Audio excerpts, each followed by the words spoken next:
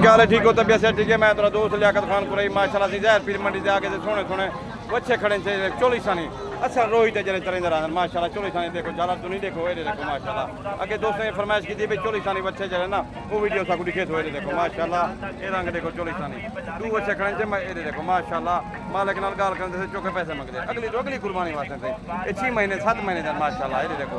ठीक है ना ये देखो माशाल्लाह ठीक है ना ये देखो